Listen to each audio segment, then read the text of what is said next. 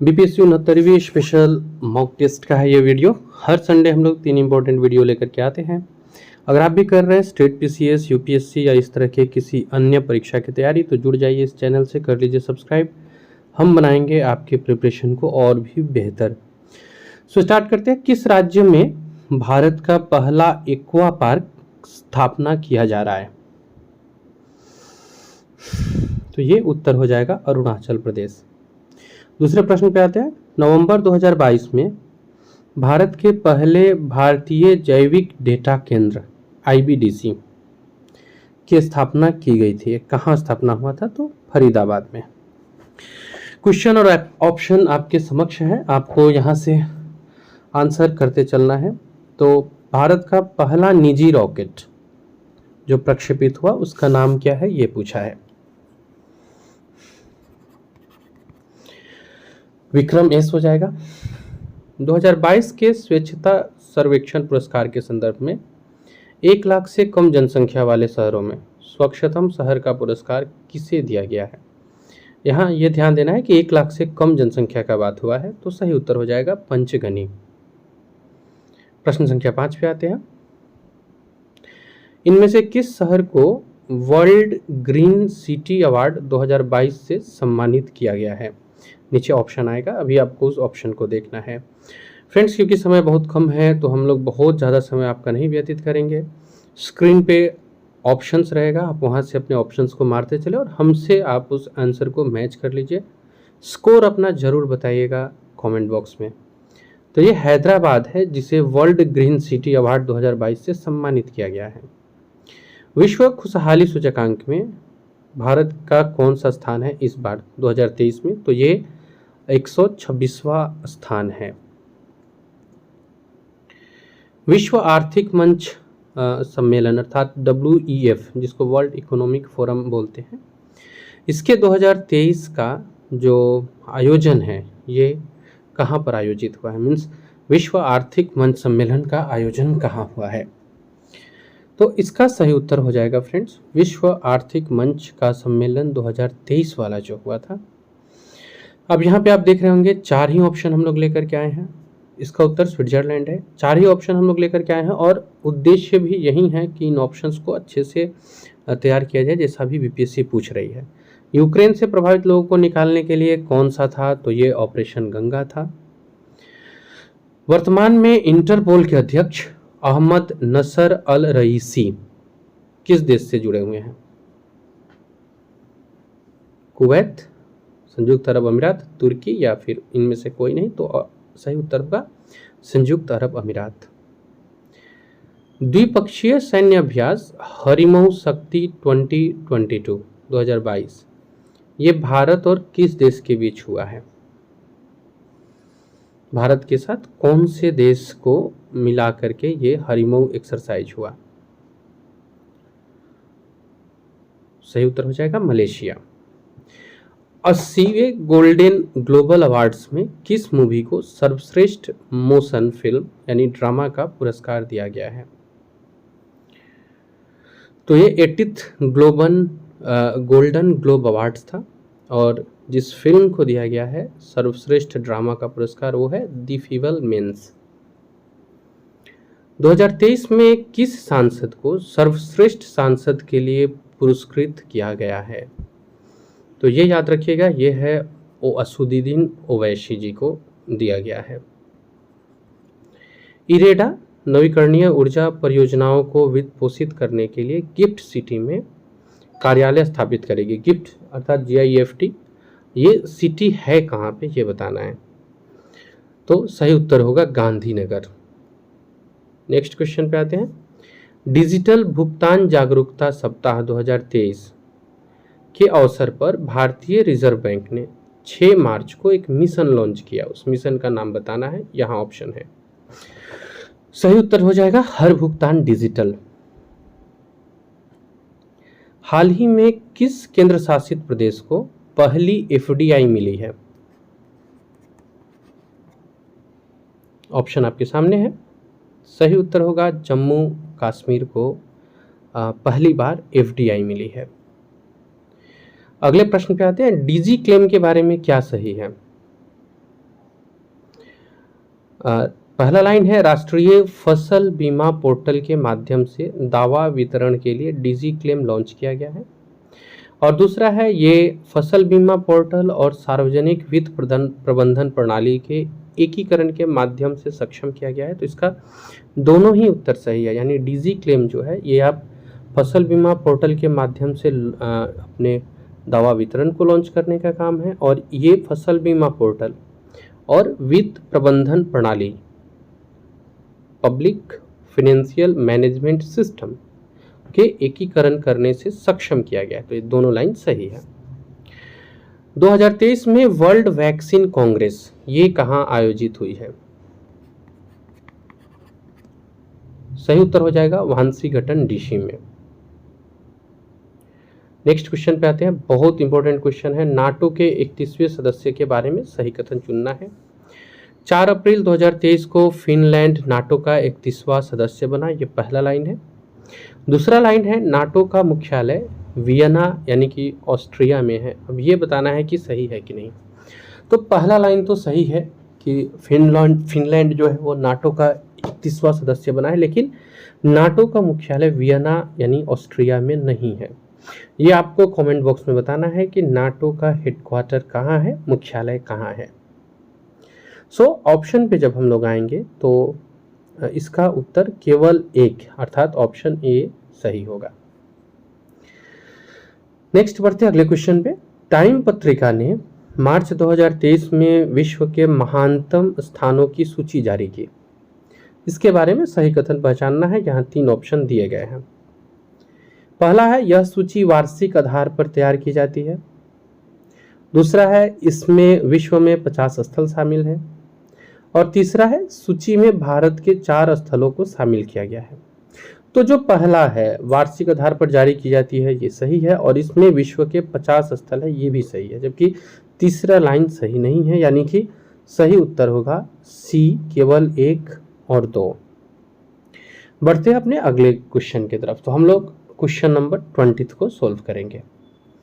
21 फरवरी 2023 को अंतर्राष्ट्रीय बौद्धिक संपदा सूचकांक जारी किया गया। इनके लिए जो कथन सही है उनको चुनना है। So the first one is यह सूचकांक विश्व बौद्धिक संपदा संगठन विपो द्वारा जारी किया गया है। अंतर्राष्ट्रीय बौद्धिक संपदा सूचकांक, इस सूचकांक में यूएसए को शीर्ष स्थान मिला है, बिल्कुल सही है। भारत का रैंक 42वां है, ये भी सही है, जबकि ये सूचकांक विश्व बौद्धिक संपदा संगठन ने जारी नहीं किया है। तो उत्तर हो जाएगा 20 का बी नंबर, यानी केवल 2 और 3 यही सही है। हम लोग अपने अगले क्वेश्चन की तरफ बढ़ेंगे।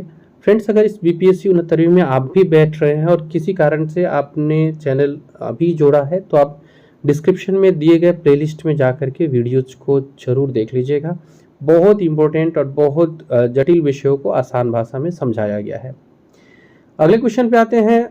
ट्रांसपेरेंसी इंटरनेशनल द्वारा भ्रष्टाचार बोध सूचकांक जारी किया गया है। इसमें ये जो 3 लाइन है इसके सही कथन बताने हैं। तो इसमें पहला लाइन बिल्कुल सही है, 180 देशों की रैंकिंग है ये। डेनमार्क को शीर्ष स्थान प्राप्त हुआ है, ये भी सही है। यहाँ जो भारत का स्थान दिखा रहा है 19th, ये सही नहीं है।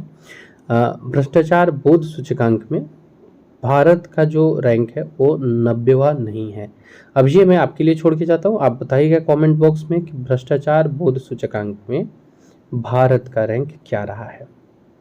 नेक्स्ट, फरवरी 2023 में मुख्य फसलों के उत्पादन के दूसरे अग्रिम अनुमान 2022-23 के अनुसार तो देश में कुल कितने लाख टन खाद्यान्न उत्पादन अनुमानित है? फरवरी 2023 में जो जारी मुख्य फसलों के उत्पादन के लिए इसमें अग्रिम अनुमान के अनुसार कितना देना है, क्या फसलों का अनुमान है। खैर, आते हैं अगले क्वेश्चन पे। 31 जनवरी 2023 को केंद्रीय वित्त एवं कॉरपोरेट कार्य मंत्री निर्मला सीतारमण ने संसद में आर्थिक समीक्षा प्रस्तुत किया है। इस आर्थिक समीक्षा के अनुसार कथनों पर विचार करना है। पहला कथन है 2023-24 के दौरान भारत की जीडीपी 6 से 6.8% होने का अनुमान लगाया गया है। दूसरा जो लाइन है वो है वित्त वर्ष 2022-23 में सेवा क्षेत्र के 9.1% की दर से बढ़ने का अनुमान है, और ये भी सही है। और ये जो तीसरा लाइन है 2022 में $100 बिलियन प्राप्त करने के द्वारा विश्व में प्रेषण का सबसे बड़ा प्राप्तकर्ता रहा है। तो भारत विश्व में प्रेषण का सबसे बड़ा प्राप्तकर्ता रहा है, यानी कि तीनों कथन सही है, तो उपयुक्त सभी इसका उत्तर हो जाएगा। हाल ही में महिला फ्रेंच ओपन 2023 का खिताब किसने जीता? Monica Seles, Iga Swiatek, Naomi Osaka, इनमें से कोई नहीं। तो जो हाल ही में अभी जो महिला फ्रेंच ओपन हुआ है, इसको ईगा स्विटेक ने जीता है। भुवनेश्वर में पहला जनजातीय खेल महोत्सव संपन्न हुआ। पुरुष और महिला दोनों वर्गों में समग्र चैंपियन राज्य कौन रहा है? मतलब पुरुष में भी चैंपियन और महिला में भी चैंपियन, तो ये उड़ीसा है जो दोनों में ही चैंपियन रहा है। जून 2023 में स्क्वैश विश्व कप कहाँ आयोजित किया गया था? स्क्वैश विश्व कप जो आयोजित हुआ था वो चेन्नई में हुआ था। राज्यसभा के नए उपाध्यक्ष के रूप में किसे चुना गया है? तो ये है एस फांगनोन कोन्याक, राज्यसभा के नए उपाध्यक्ष चुने गए हैं। अब हम लोग आते हैं अपने अगले क्वेश्चन पे। संसद के 2 सत्रों के बीच का अंतराल इससे अधिक नहीं होना चाहिए। किससे अधिक नहीं होना चाहिए? बहुत आसान प्रश्न है, उत्तर बी हो जाएगा 6 महीना, यानी संसद के दोनों सत्रों के बीच का जो अंतराल है वो 6 माह से अधिक नहीं होना चाहिए। नेक्स्ट, वर्तमान में पटना उच्च न्यायालय के मुख्य न्यायाधीश कौन है? तो ये भी बहुत आसान प्रश्न है, ये है के विनोद चंद्र जी। निम्न में से किसे 2023 का पद्मश्री पुरस्कार प्राप्त नहीं हुआ है? तो आनंद कुमार को भी पद्मश्री पुरस्कार मिला है, सुभद्रा देवी को भी, कपिल देव प्रसाद को भी। तो नहीं हुआ है पूछ रहा है, तो इसलिए हमारा उत्तर हो जाएगा उपयुक्त में से कोई नहीं, ये हमारा उत्तर होगा। बढ़ते अपने अगले क्वेश्चन पे। बिहार बजट 2023-24 के अनुसार वर्ष 21-22 में राज्य में अनाजों का कुल उत्पादन कितना रहा है? 181 लाख टन। हाल ही में बिहार राज्य महिला आयोग के अध्यक्ष के रूप में अश्वमेध देवी को नियुक्त किया गया है, बिहार का राज्य महिला आयोग का अध्यक्ष। इसके अतिरिक्त आयोग के अन्य सदस्यों को भी नियुक्त किया गया है। इनमें से कौन सा सदस्य शामिल नहीं है ये बताना है। प्रभावती माझी, सुलोचना देवी, सुनीता कुशवाहा, तो ये तीनों ही शामिल हैं। तो अगेन इसका भी उत्तर हो जाएगा डी, इनमें से कोई नहीं। नेक्स्ट अगले क्वेश्चन पे आते हैं। बिहार में थावे महोत्सव कहाँ आयोजन किया गया है? बक्सर, पटना, गोपालगंज। तो हम सभी लोग जानते हैं थावे माँ का प्रसिद्ध मंदिर गोपालगंज में है, तो इसका सही उत्तर सी हो जाएगा। केंद्र सरकार ने जुलाई 2023 में किसे विश्व व्यापार संगठन में भारत के राजदूत के रूप में फिर से नियुक्त किया है? प्रवीण कुमार श्रीवास्तव जी हैं ये। जुलाई 2023 में एनजीटी यानी नेशनल ग्रीन ट्रिब्यूनल, राष्ट्रीय हरित न्यायाधिकरण के अध्यक्ष के रूप में किन्हें नियुक्त किया गया है? तो एनजीटी के जो अध्यक्ष बने हैं वो है सेवो कुमार सिंह। आईआईटी मद्रास के जांजीबार परिसर का नेतृत्व करने वाली पहली महिला निदेशक कौन बनी है, कौन बनेंगी? तो ये प्रीति अघालयम है जो आईआईटी मद्रास के लिए पहले महिला निदेशक बनेंगे। जुलाई 2023 का इन्वेस्ट इंडिया का एमडी और सीईओ कौन नियुक्त हुए हैं? तो जो इन्वेस्ट इंडिया जुलाई 2023 में इसके एमडी और सीईओ को बदला गया है, जो कि नए हैं निवृत्ति राय।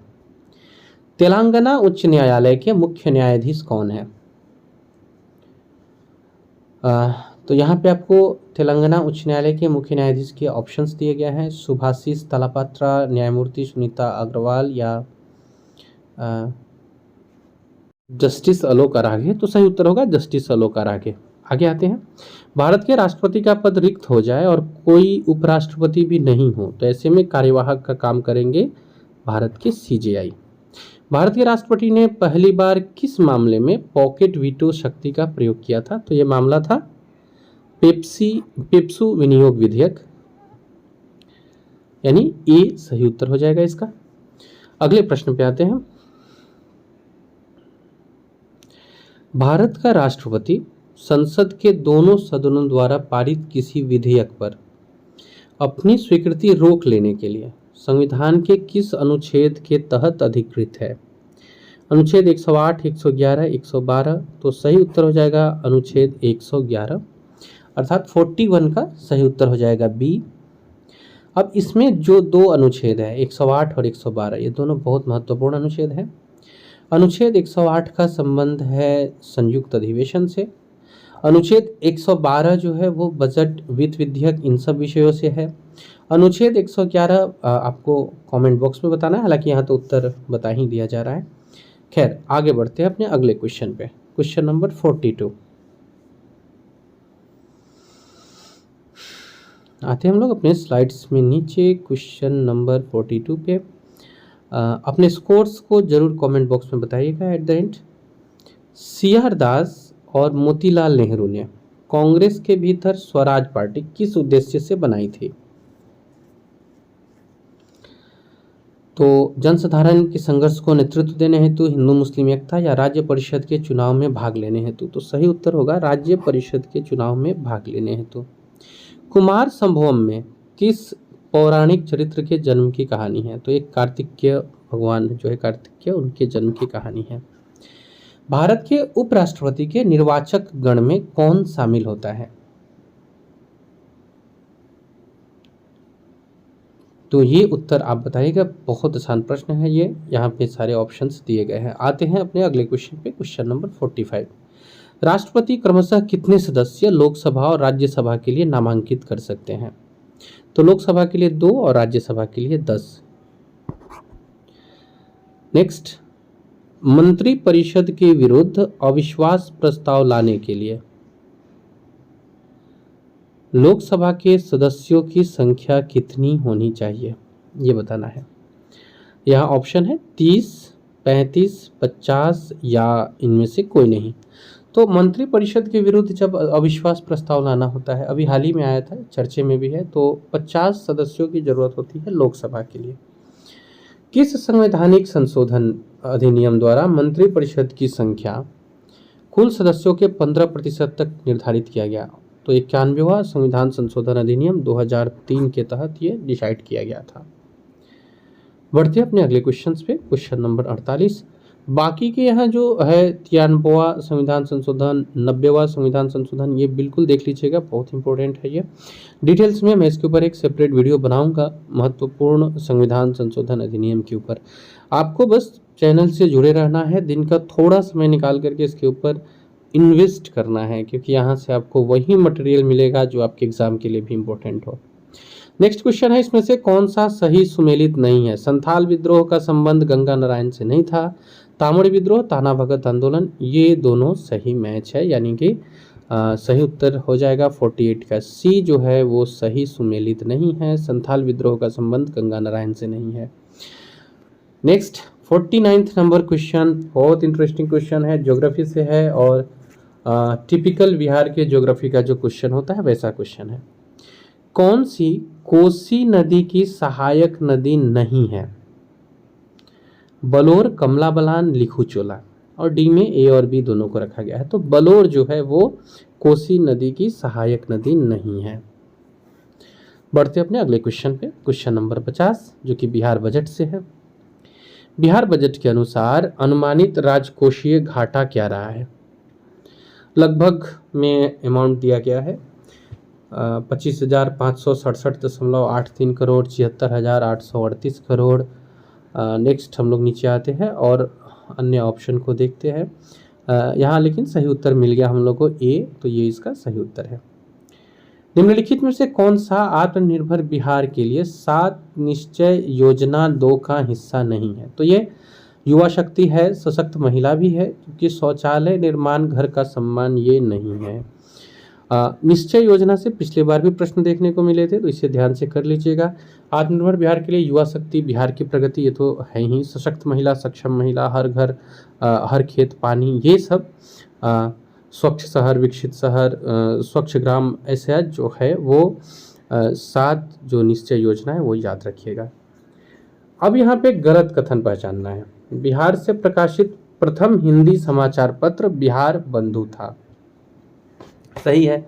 दैनिक की बात किया जाए तो सर्वहितैषी था, ये भी सही है, लेकिन पहला दैनिक उर्दू अखबार नूरुल अनवार नहीं था। ये गलत है। अब ये आपको कमेंट में बताना है, इसलिए मैं क्वेश्चंस के उत्तर कमेंट में आपसे मांग रहा हूँ, ताकि आप इसके लिए या तो जानते हैं तो बता दें तो आपका रिवीजन हो जाए, या आप पढ़ के इन चीज़ों को करेक्ट कर लें।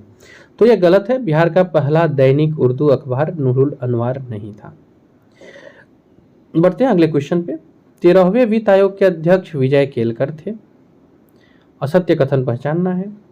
14वें वित्त आयोग के अध्यक्ष विजय केलकर थे। 15वें वित्त आयोग के अध्यक्ष वीरप्पा मोइली थे। तो ये गलत है, सी हो जाएगा इसका उत्तर। आगे आते हैं प्रश्न संख्या 54। जीएसटी में किन किन करों को शामिल किया गया है? तो जीएसटी के तहत केंद्रीय उत्पाद शुल्क, सेवा कर, चुंगी प्रवेश कर, केंद्रीय बिक्री कर। तो अगर आपने जीएसटी को स्टडी किया है तो जीएसटी के अंतर्गत ये सारे ही शामिल है। केंद्रीय उत्पाद शुल्क, सेवा कर, केंद्रीय बिक्री कर और चुंगी एवं प्रवेश कर सभी शामिल है। अगला क्वेश्चन है, अंतर्राष्ट्रीय मुद्रा कोष के सदस्यों की संख्या यानी आईएमएफ का 190 है। असत्य कथन चुनना है। स्थापना 1944 में हुई थी। तो इसका मुख्यालय जो लग्जमबर्ग में है, ये गलत दिखा रहा है। अगेन अब आपसे क्वेश्चन है, आपको बताना है आईएमएफ का मुख्यालय कहाँ है, अर्थात अंतर्राष्ट्रीय मुद्रा कोष का मुख्यालय कहाँ है। नेक्स्ट है, वर्तमान समय में विश्व बैंक के कितने सदस्य देश है? राइट नाउ अभी जो समय है इसमें 190 विश्व बैंक के सदस्य है। आगे बढ़ते हैं। संघाई सहयोग संगठन एससीओ की स्थापना कब की गई? ये सब कुछ सम्मेलन है जो अभी हाल ही में हुए हैं और जिनके ऊपर हमारा पकड़ बहुत अच्छे तरह से होना चाहिए। जून 2001 इसका सही उत्तर होगा। इनमें से असत्य कथन चुनना है। पहला है G20 की स्थापना 1999 में हुई थी। दूसरा है पाकिस्तान G20 का सदस्य देश है, तो ये तो बिल्कुल नहीं है, ये तो गलत है। तो बी हमें उत्तर मिल ही गया। एक बार देखते हैं नीचे सी और डी में क्या ऑप्शन है, उस हिसाब से हम लोग डिसाइड करेंगे। G20 के राष्ट्र प्रमुखों की 18वीं बैठक सितंबर 2023 नई दिल्ली में प्रस्तावित है, बिल्कुल सही है। और डी है ए और बी दोनों।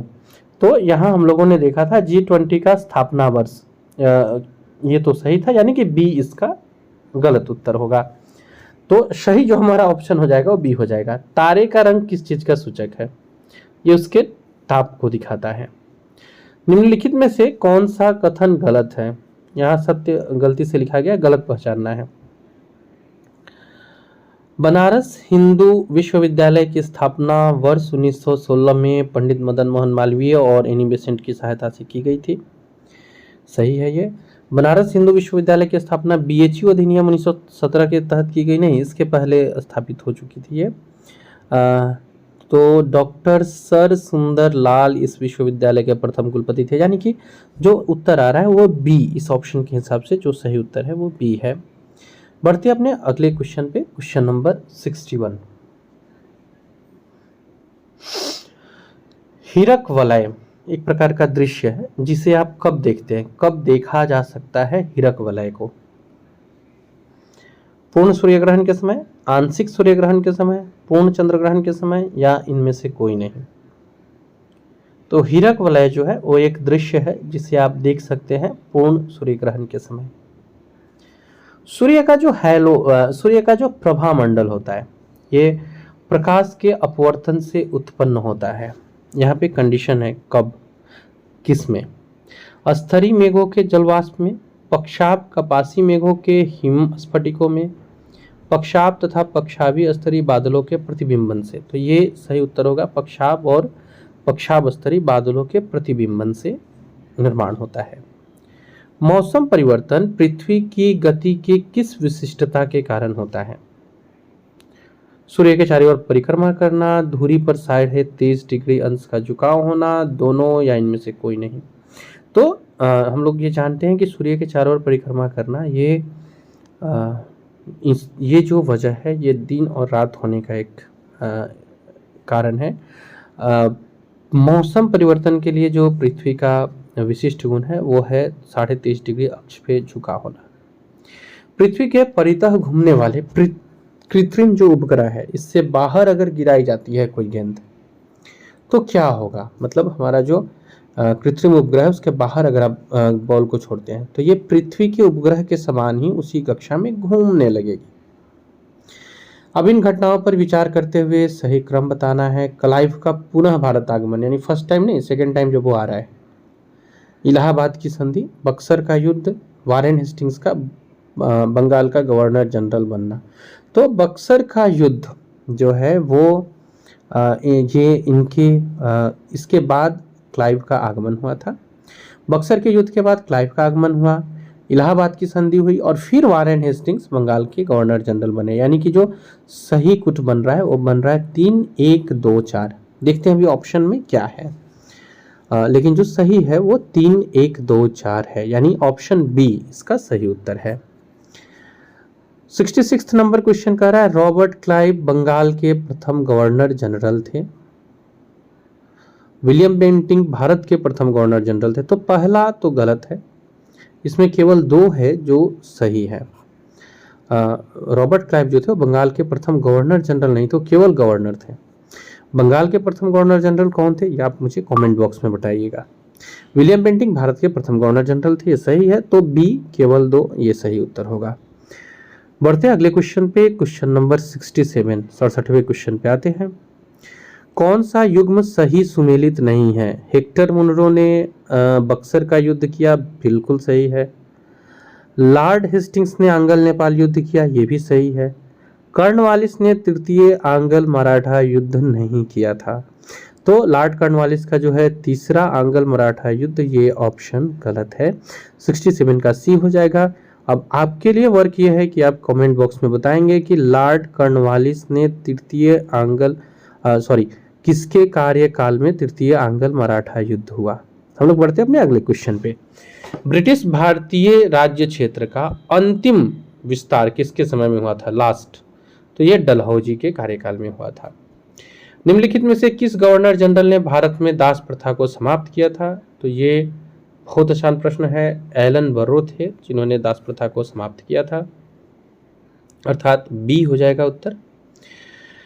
अगले क्वेश्चन पे आते हैं। कौन सा सही सुमेलित है? कर्नवालिस द्वारा अस्थायी बंदोबस्त, वेलेजली का चतुराई पूर्ण निष्क्रियता, लॉर्ड डलहौजी का सहायक संधि। तो सही सुमेलित में केवल कर्नवालिस ही है जिनका स्थायी बंदोबस्त है।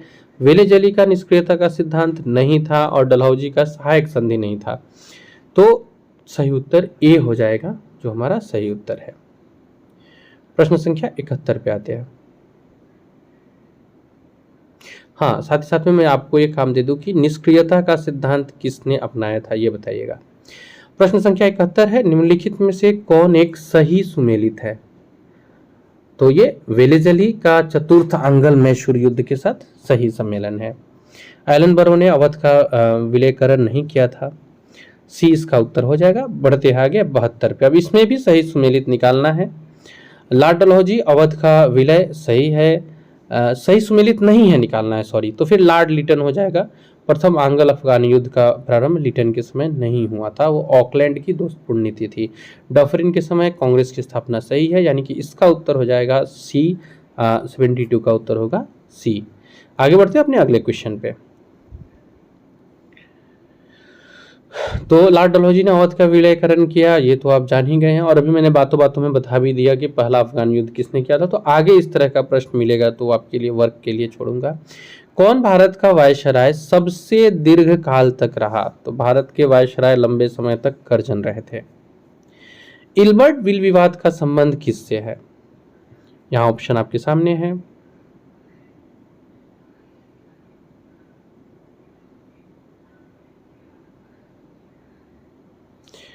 अच्छा, एक मिनट, 73 में वायसराय शब्द का चर्चा हो रहा है। ठीक है, लॉर्ड कर्जन। इल्बर्ट विल विवाद किससे संबंधित थे? तो भारतीय द्वारा हथियार लेकर चलने पर कुछ प्रतिबंध नहीं है, यूरोपियन लोगों के मामले की सुनवाई से जुड़ा हुआ है, यानी कि सी इसका सही उत्तर होगा। प्रश्न संख्या 75 पे आते हैं। प्राचीन स्मारक संरक्षण एक्ट किस गवर्नर जनरल के कार्यकाल में पारित हुआ था? लॉर्ड कर्जन थे ये, जिनके कार्यकाल में पारित हुआ था। भारत में ब्रिटिश साम्राज्य के दौरान जो वायसराय है इनको सही कालानुक्रम में सजाना है। लॉर्ड कर्जन, चेम्सफोर्ड, हार्डिंग और इरविन। तो हम लोग इनको सही क्रम में सजाना है, यहाँ जो ऑप्शन दिया हुआ है। तो ये लॉर्ड कर्जन, फिर हार्डिंग, चेम्सफोर्ड और फिर इरविन, यानी 1 2 3 4 यही उसका सही कालानुक्रम है, यानी 76 का ए। निम्नलिखित में से भारत का एकमात्र यहूदी वायसराय कौन है?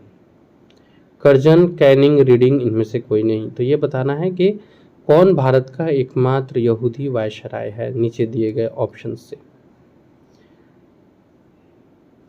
तो भारत का एकमात्र जो यहूदी वायसराय थे, वायसराय का बात हो रहा है, तो एकमात्र जो यहूदी वायसराय थे वो थे लॉर्ड रीडिंग। नेक्स्ट क्वेश्चन पे आते हैं 78। यहाँ पर दो सूची दी गई है और इनको सुमेलित करके फिर नीचे दिए गए कूट से सही उत्तर पहचानना है। तो बढ़ते आगे, देखते हैं क्वेश्चन को। सूची 1 में स्थान और दूसरा है अंग्रेजों ने जिस समय विलय किया वो बताना है। तो ये संबलपुर, सतारा, अवध, झांसी, यानी कि गोद निषेध प्रथा के तहत जिनको विलय किया जा रहा था, व्यापकगत सिद्धांत भी बोलते हैं। यहाँ पे ईयर दिया गया है, तो हम लोग जानते हैं सबसे पहले जो मिलाया गया था वो सतारा को मिलाया गया था। तो सतारा चला जाएगा 1848 के लिए। इसके बाद संबलपुर आता है, इसके बाद में इन्होंने झांसी को मिलाया था 1849 में, अवध 1856 में और संबलपुर को 1854 में। तो ये पूरे जब हम लोग कूट बना रहे हैं तो कूट आ रहा है A2 B1 C4 D3। तो इस हिसाब से आप कूट के आधार पर उत्तर कर सकते हैं।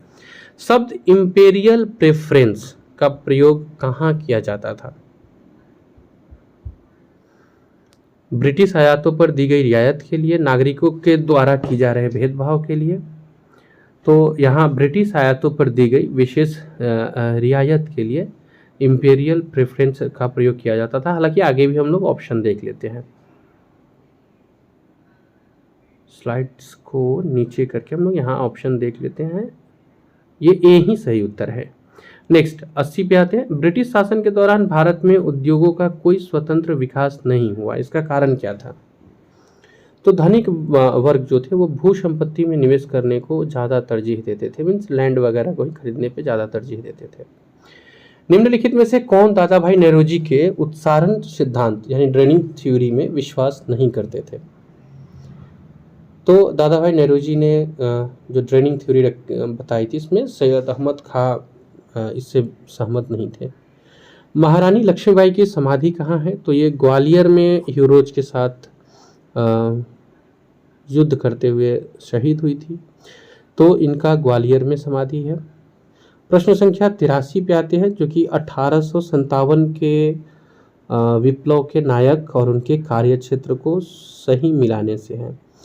एक सूची में हम उनके नायक को रखे हुए, दूसरी सूची में स्थान है बख्त खां, मौलवी अहमदुल्ला, कुंवर सिंह और नाना साहब। तो कुंवर सिंह बहुत अच्छा है, कुंवर सिंह का संबंध आरा के साथ था, यानी कि C3। ये हम लोग को एक ऑप्शन मिला। हालांकि यहाँ से आप अपना उत्तर सिलेक्ट कर सकते हैं, लेकिन हम लोग आगे देखते हैं। कुंवर सिंह आरा, बख्त खां का संबंध दिल्ली से है, नाना साहब कानपुर और मौलवी अहमदुल्ला का संबंध अवध से है। तो इस तरह से हम लोग जब इस कूट को मैच करते हैं तो सही उत्तर यहाँ जो ऑप्शन है इसमें आप आसानी से कर सकते हैं।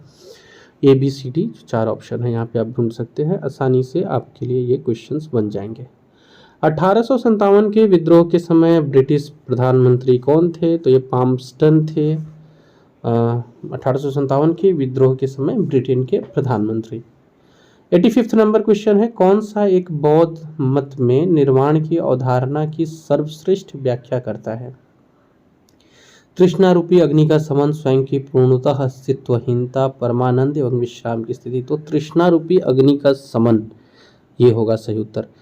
अलार कलाम कौन थे? तो ये बुद्ध के गुरु थे अलार कलाम। बहुत आसान प्रश्न है ये। 86 का बी हो जाएगा। आगे बढ़ते हैं। 87 बुद्ध में देवत्व रोपण, बोधि सत्व के पथ पर चलना और मूर्ति उपासना तथा अनुष्ठान कह रहा है कि इसमें कौन सी विशेषताएं महायान बौद्ध मत की है? महायान में कौन से हैं? तो ये तीनों ही महायान में शामिल है। देवत्वारोपण, बोधिसत्व के पथ पर चलना और मूर्ति उपासना और अनुष्ठान, ये महायान की ही विशेषता है। बढ़ते अपने अगले क्वेश्चन पे। निम्नलिखित 4 स्थानों में हुई बौद्ध संगतियों का सही कालक्रम सजाना है। तो ये बहुत ही आसान है। सबसे पहले राजगृह में हुआ था, यानी कि 2, देन इसके बाद वैशाली, पाटलिपुत्र और कुंडलवन, 2, 1, 4 और 3। तो 88 का सी सही उत्तर हो जाएगा। नेक्स्ट एक और मैच करना है। यहाँ पे कॉलम दिया गया है, प्रतीक और सिंबल और फिर क्या वो डेडिकेट करते हैं वो दिया गया है। तो जन्म का किससे है? प्रथम प्रवचन महाबोधि और त्याग। तो जन्म को कमल से रिप्रेजेंट किया जाता है। पहला जो प्रवचन था वो धर्म चक्र प्रवर्तन से है। महाबोधि बोधि वृक्ष से जुड़ा हुआ है और त्याग का जो प्रतीक है वो घोड़ा है। तो इस तरह से हम लोग जब मैच करते हैं तो हमारे पास जो बन के आते हैं वो है, आपको यहाँ कुट में मिल गया है। किस राज्य में कल्याण मंडप की रचना मंदिर निर्माण का एक विशिष्ट अभिलक्षण था? तो ये भी आपको बताना है किस राज्य में था। नेक्स्ट क्वेश्चन पे आते हैं। निम्नलिखित में से कौन सा एक युग्म सुमेलित नहीं है? दीवाने मुस्तकराज अलाउद्दीन खिलजी, दीवाने खैरात बलबन नहीं, दीवाने खैरात बलबन का नहीं था। आपको बताना है कमेंट बॉक्स में कि दीवाने खैरात का संबंध किससे है। ये बहुत आसान प्रश्न है और ये आपको पता होना ही चाहिए। बढ़ते हैं अपने अगले क्वेश्चन पे। क्वेश्चन नंबर 92, जो कि ये है, दीवाने अर्ज एक तरफ सूची है कार्यालय का या फिर आप विभाग का और दूसरी तरफ उनके कार्य का। दीवाने अर्ज जो है ये सेना विभाग से संबंधित है, यानी ए का 4। दीवाने रिसालत, दीवाने इंसा और दीवाने विजारत। तो दीवाने रिसालत धार्मिक मुद्दों से है, जबकि दीवाने इंसा सरकारी पत्र व्यवहारों से है और दीवानी वजारत का संबंध वित्तीय मामलात से जुड़ा हुआ है। तो इस हिसाब से आप यहाँ कूट देख करके आंसर आसानी से चुन सकते हैं कि सी इसका सही उत्तर है। किस सिक्कों पर बगदाद के अंतिम खलीफा का नाम सर्वप्रथम अंकित हुआ? किसके सिक्के पर, ये बताना है। ये रहे प्रश्न। उत्तर हो जाएगा अलाउद्दीन मसूद शाह। किस संविधान संशोधन से दिल्ली को राष्ट्रीय राजधानी क्षेत्र नाम दिया गया? 63वां, 69वां या 74वां? तो किस संविधान संशोधन से? ये 69वां संविधान संशोधन है। Question number 95। अब हम लोग के पास अप्रॉक्स क्वेश्चंस लगभग 95 पे आते हैं लोग, तो 55 के आसपास क्वेश्चंस है। हम लोग कोशिश करेंगे इन आने वाले क्वेश्चंस को 10-12 मिनट में कंप्लीट किया जाए, कम समय हो और हम लोग ज़्यादा क्वेश्चंस को हल कर पाए। तो यहाँ से आप थोड़ा सा क्विक उत्तर कीजिएगा। 95 है, चित्तौड़ का कृति स्तंभ किसके शासन काल में निर्मित हुआ था? तो ये राणा कुंभा। निम्नलिखित युग्मों में से कौन सुमेलित नहीं है? अजमेर में कुवत उल इस्लाम, ये गलत है। कुवत उल इस्लाम जो है वो दिल्ली में है। जौनपुर अटाला ठीक है। मालवा का जहाज महल भी ठीक है। नेक्स्ट क्वेश्चन नंबर 97 पे हम लोग बढ़ते हैं, जिसमें 2 टेबल है, इनको मैच करना है 2 कॉलम को। वास्तु शैली और उससे संबंधित राजवंश। मेहराब की निचली सतह पर कमल कली की झालर, अष्टभुजी मकबरों का उदय, स्तंभों में बोदी गोई का प्रयोग, झुकी हुई दीवारों के साथ विशाल मुख्य द्वार। तो मेहराब के जो निचली सतह है उस पर कमल कली की झालर खिलजी के वंश से है। अष्टभुजीय मकबरा का जो उदय है वो तुगलक ने किया था। स्तंभों में जो बोदी गोई के प्रयोग का बात आता है विजयनगर में था। और झुकी हुई दीवारों के साथ विशाल मुख्य द्वार ये सरकी राजवंशों के समय देखने को मिला है। तो यहाँ जो उत्तर है ये अब आप मिलाएंगे तो हो जाएगा A3 B4 C2 D1। निम्नलिखित में से किसे शुष्क बर्फ कहते हैं? तो ये प्रश्न कई बार पूछा भी गया है। ठोस कार्बन डाइऑक्साइड को हम लोग शुष्क बर्फ कहते हैं। कॉपर सल्फेट का जलीय घोल प्रकृति में होता है क्या? अम्लीय, क्षारीय, उदासीन या इसमें से कोई नहीं? तो जो कॉपर सल्फेट का जलीय घोल होता है यह प्रकृति में अम्लीय होता है। Next question number 100। फोटोग्राफी में अस्थायीकरण के रूप में प्रयुक्त होने वाला रसायन कौन सा है? तो फोटोग्राफी में जो अस्थायीकरण के लिए जो प्रयोग होता है वो होता है सोडियम थायोसल्फेट। इनमें से कौन सा कीट नहीं है? जुगनू, मच्छर, मकड़ी। तो या इनमें से कोई नहीं, तो मकड़ी कीट में नहीं आता है। नेक्स्ट बढ़ते, किल्किस क्या है? पुष्प का बाहरी चक्र, पुष्प का सबसे आंतरिक चक्र, पौधों के तने में अवस्थित चक्र, या केल्किस। हम लोग को बताना है कि केल्किस क्या है, या इनमें से कोई नहीं। तो केल्किस जो है वो पुष्प का सबसे बाहरी चक्र होता है। प्रश्न संख्या 103 पे आते हैं। भ्रूण अवस्था में आरबीसी का निर्माण कहाँ होता है? तो ये बहुत आसान प्रश्न है, ये होता है यकृत में, लेकिन आपको बताना है जनरली आरबीसी का निर्माण कहाँ होता है। प्रश्न संख्या डाल कर फिर आप उसका उत्तर दीजिएगा कमेंट बॉक्स में। 104, जब प्रकाश विरल माध्यम से सघन माध्यम में तिरछा प्रवेश करता है तो संचरण की दिशा परिवर्तित हो जाती है। यहाँ दो प्रश्न हैं, दो लाइन है, और देखना है कि कौन सा लाइन गलत है। पॉलीथीन की थैलियाँ पॉलीमर से बनी होती है और पॉलीथीन को जीवाणु नष्ट कर सकते हैं। तो पहला तो सही है, पॉलीथीन की थैलियाँ पॉलीमर से बनी होती है, लेकिन पॉलीथीन को जीवाणु नष्ट कर सकते हैं क्या? नहीं, तभी तो इसको बैन किया जा रहा है ना। तो इसका सही उत्तर हो जाएगा केवल एक, यानी कि ए। रेडियोधर्मी प्रदूषण से संबंधित कथनों पर विचार करना है और सही कथन चुनना है। यह कैंसर पैदा करता है, यह रक्त संचार में व्यवधान उत्पन्न करता है, मृदा में विद्यमान विभिन्न खनिजों में असंतुलन पैदा करता है। तो इसका 1 और 2 सही उत्तर है। मृदा में विद्यमान खनिजों में कोई असंतुलन पैदा नहीं करता, लेकिन रक्त संचार में व्यवधान और कैंसर पैदा करता है ये।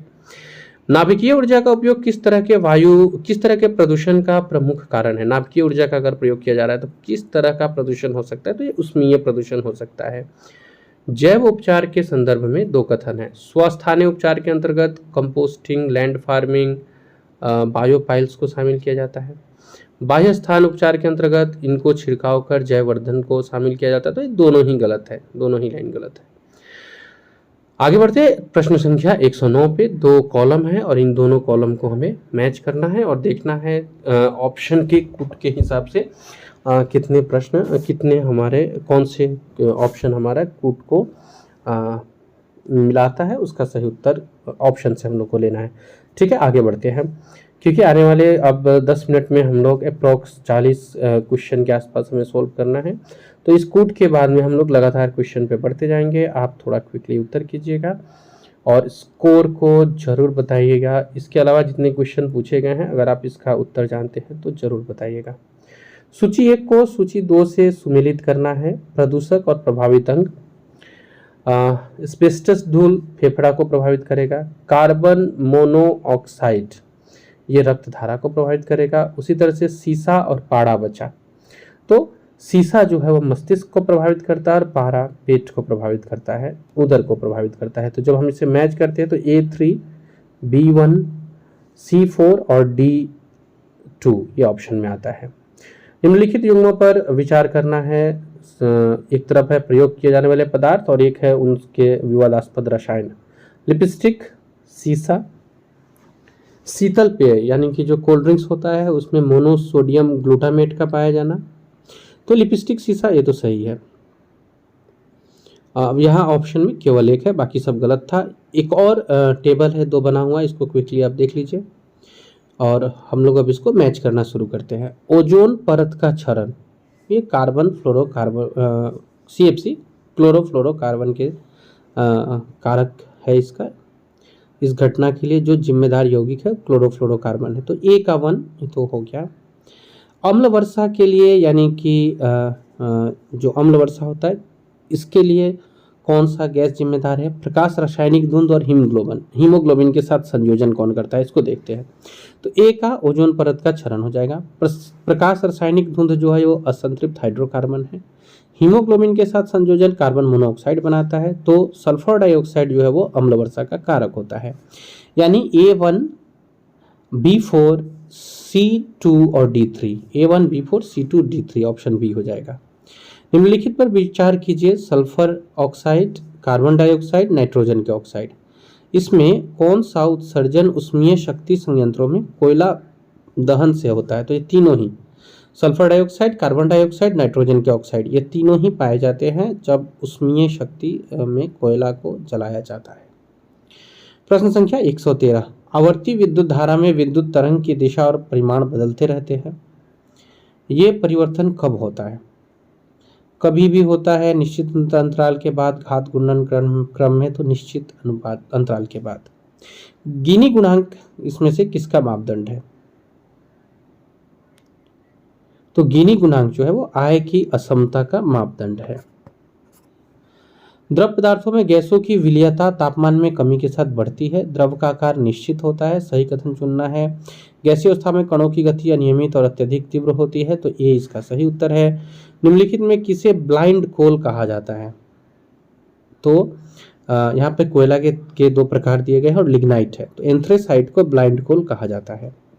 ध्वनि प्रदूषण के संदर्भ में कौन सा कथन सही नहीं है? इसका मापन डेसिबल में होता है, तो सही है। डेसिबल मापन माइनस से प्रारंभ होता है। WHO ने ध्वनि की अधिकतम सीमा 45 dB निर्धारित की है और इनमें से कोई नहीं। यहाँ से चुनना है कि कौन सा कथन जो है वो सही नहीं है, यानी कि गलत है। तो डेसिबल का मापन जो है माइनस से प्रारंभ होता है, ये गलत है। डेसिबल का मापन माइनस से प्रारंभ नहीं होता है। नेक्स्ट अगले क्वेश्चन पे आते हैं। किगाली समझौता किस चीज से संबंधित है, किस चीज से जुड़ी हुई है किगाली समझौता? तो जो किगाली समझौता है वो जैव ईंधन से ऊर्जा संकट, अम्ल वर्षा में मानव निर्मित स्रोत को कम करना, हाइड्रोफ्लोरोकार्बन ग्रीन गैसों को प्रभावित करना, तो ये इसका सही उत्तर होगा। 119 में दो कथन है। दोपहर के 12 बजे इंद्रधनुष दिखाई नहीं पड़ता है। कारण यह है कि इस समय सूर्य सीधे सर के ऊपर होता है अथवा वर्षा की बूंदों से प्रकाश का अपवर्तन नहीं हो पाता है। अब इस असर्शन रीजनिंग से हमें चुनना था, तो ये दोनों ही कथन सही है और आर जो है वो एक ही सही व्याख्या करता है। वायु के बुलबुले के संबंध में निम्नलिखित कथनों पर विचार कीजिए। वायु के बुलबुले की सतह उत्तल होती है। पानी में डूबा हुआ वायु का बुलबुला अवतल लेंस की भांति व्यवहार करता है, तो दोनों ही सही है। किस तापक्रम पर सेल्सियस और फ़ारेनहाइट पैमाने समान तापमान पर दिखते हैं?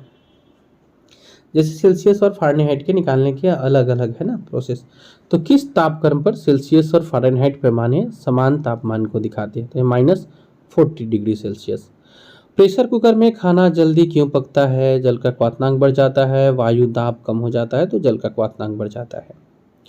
निम्नलिखित में से कौन सा सौरमंडल का भाग नहीं है? क्षुद्र ग्रह, ग्रह, धूमकेतु और निहारिका। तो इसमें सौरमंडल का भाग निहारिका नहीं है।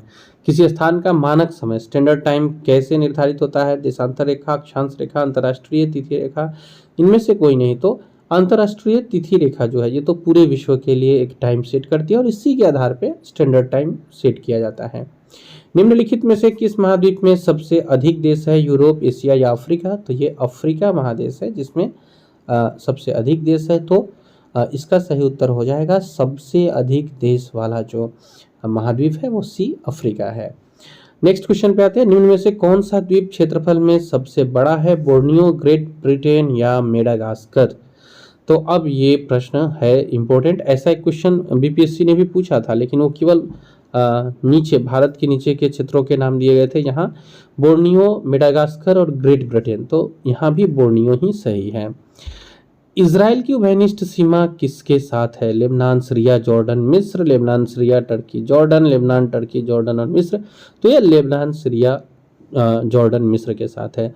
धावन सोडा का सामान्य नाम क्या है? यानी धोने वाले सोडा का सामान्य नाम क्या है? तो ये सोडियम कार्बोनेट के नाम से जाना जाता है। भारत में पेंटिंग के संदर्भ में कौन सा युग्म सुमेलित नहीं है? फड पेंटिंग राजस्थान, सौरा पेंटिंग उड़ीसा, गुलेर पेंटिंग कर्नाटक या इनमें से कोई नहीं। तो इसका सही उत्तर हो जाएगा पेंटिंग के संदर्भ में जो गलत मेल है वो गुलेर पेंटिंग है कर्नाटक का, ये गलत है। नेक्स्ट क्वेश्चन पे आते हैं। फेमटो का अर्थ क्या होता है? 10 टू द पावर क्या, जिसको हम लोग फेमटो बोलेंगे? -12, -20, -15, ये यहाँ पे है दिया हुआ, आपको बताना है फेमटो का अर्थ क्या है। तो -15 फेमटो का अर्थ होता है। प्रोजेक्ट एलिफेंट भारत में कब शुरू किया गया था? तो प्रोजेक्ट एलिफेंट जो स्टार्ट हुआ था 1992 में हुआ था। पोलियो रोग निम्नलिखित किस रोग कारक के कारण होते हैं? जीवाणु, कवक या फिर विषाणु? तो इसका सही उत्तर हो जाएगा विषाणु।